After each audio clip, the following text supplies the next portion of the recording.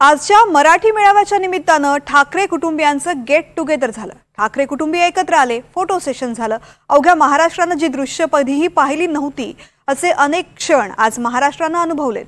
20 वर्षांपूर्वीची भाऊबंदकी ते आजची ही बंधू भेट असा हा सोहळा होता। पाहुयात या सोहळ्याची काही क्षणचित्र।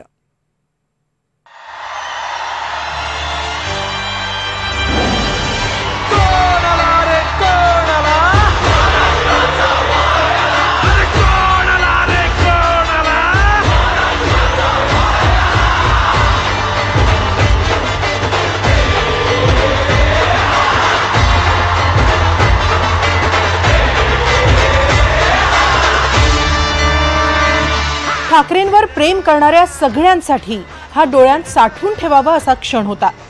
बाळासाहेब, उद्धव आणि राज या तिघांवर भरभरून प्रेम करणारे 20 वर्षांपासून हे स्वप्न पाहत होते। ते स्वप्न आज दिव्यांच्या लखलखाटात आणि टाळ्यांच्या कडकडाटात पूर्ण झालं। व्यासपीठावर येण्याआधी दोघे भाऊ एकमेकांना भेटले। त्यानंतर राज आणि उद्धव दोघेही वेगवेगळ्या बाजूंनी व्यासपीठावर आले। एक स्पॉटलाइट राज ठाकरेंना फॉलो करत होता, दुसरा स्पॉटलाइट उद्धव ठाकरेंना फॉलो करत होता। व्यासपीठावरचं नेपथ्य एकदम कडक होतं। व्यासपीठावर फक्त महाराष्ट्र होता आणि या महाराष्ट्रासमोर दोघे भाऊ एकत्र आले। प्रबोधनकार ठाकरेंचा वसा पुढील काळात जपला त्यांचे सुपुत्र माननीय हिंदू हृदय सम्राट बाळासाहेब ठाकरे यांनी। त्यांनी मराठी भाषा जपली आणि मराठी माणसाचा स्वाभिमान वाढवला। स्वर्गीय प्रबोधनकार आणि बाळासाहेब ठाकरे यांच्या महाराष्ट्र धर्माचा वारसा पुढे घेऊन जाणारे आजचे आपले निमंत्रक दोन ठाकरे बंधू म्हणजे अर्थातच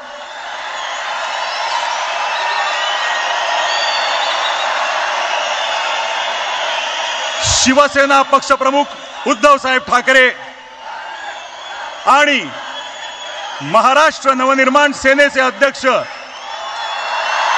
राजसाहेब ठाकरे हे आता उपस्थित झालेले आहेत।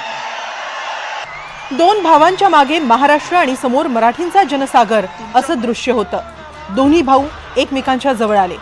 उद्धव ठाकरेंनी राज ठाकरेंच्या खांद्यावर हात ठेवला। उद्धव ठाकरेंनी एकत्र आल्याची वज्रमूठ दाखवली तर राज ठाकरेंनी हात दाखवून अभिवादन केलं। दोन्ही भावांनी उपस्थितांना नमस्कार केला आणि मग दोन्ही भाऊ 20 वर्षांनी एकमेकांच्या शेजारच्या खुर्चीत बसले। समस्त महाराष्ट्रानं हे चित्र डोळ्यात साठवून घेतलं। खुर्चीवर बसलेले दोघे भाऊ एकमेकांशी गप्पा मारत होते।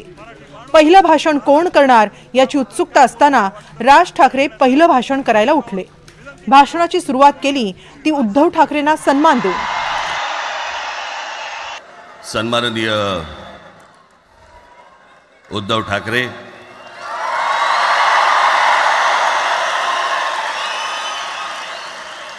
आणि माझ्या जमलेल्या सर्व तमाम मराठी बांधवांनो, भगिनींनो आणि मातांनो,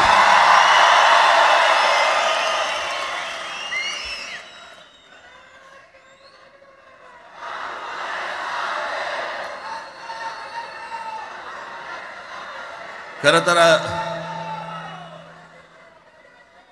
दोघांची भाषणं संपली ना की एकत्र आरोळ्या ठोका। मी माझ्या मुलाखतीमध्ये एक म्हटलं होतं की त्याच्यातनं या सगळ्या गोष्टी खरं तर सुरू झाल्या, आणि मी असं म्हटलं होतं की कोणत्याही वादापेक्षा आणि कुठच्याही भांडणापेक्षा महाराष्ट्र मोठा आहे।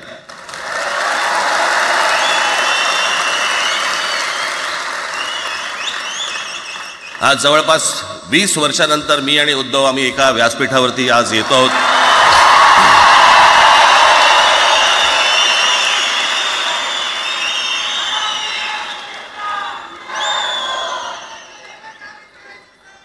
जे माननीय बाळासाहेबांना जमलं नाही, जे अनेकांना जमलं नाही, आम्हाला दोघांना एकत्र आणायचं, ते देवेंद्र फडणवीसला जमलं।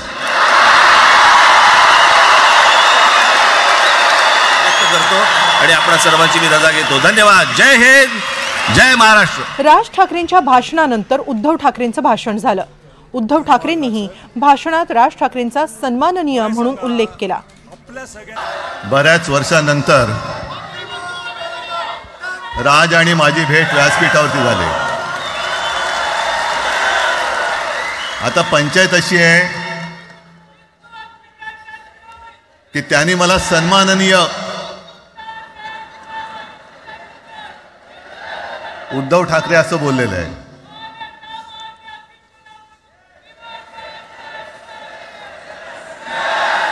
ठीक आहे. आणि साहजिकच आहे की त्याचंही कर्तृत्व आपण सर्वांनी पाहिलेलं आहे.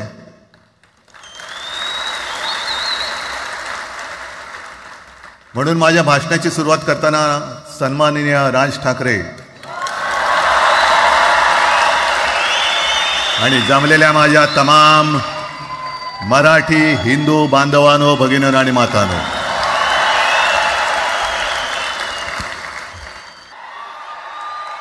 दोघांची भाषणं संपल्यावर आदित्य ठाकरे आणि अमित ठाकरेंना व्यासपीठावर बोलावण्यात आलं.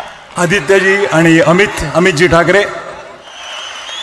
व्यासपीठावर उपस्थित असलेल्या सुप्रिया सुळेंनी आदित्य ठाकरेंना हात धरून काका राज ठाकरेंच्या बाजूला उभं केलं, तर अमित ठाकरे काका उद्धव ठाकरेंच्या बाजूला उभे राहिले. काका पुतण्यांचे फॅमिली फोटो झाले. त्यानंतर आदित्य आणि अमित दोघंही एकत्र व्यासपीठावर पुढे आले. मेळावा संपताना उद्धव ठाकरेंच्या पत्नी रश्मी ठाकरे आणि राज ठाकरेंच्या पत्नी शर्मिला ठाकरेही मंचावर आल्या. सगळ्यांनी एकमेकांशी संवाद साधला. राज ठाकरे यांची बहीण जयजयवंती यांना रश्मी ठाकरेंनी स्वतःच्या बाजूला बोलावून घेतलं. नंतर रश्मी ठाकरे आणि शर्मिला ठाकरेंनीही एकमेकींशी संवाद साधला. सगळं ठाकरे कुटुंब हसत खेळत एकत्र नांदतानाचा हा सोहळा तब्बल 20 वर्षांनी महाराष्ट्रानं पाहिला. या क्षणांमध्ये भाऊ बंदकी ते बंधू भेट हा प्रवास पूर्ण झाला.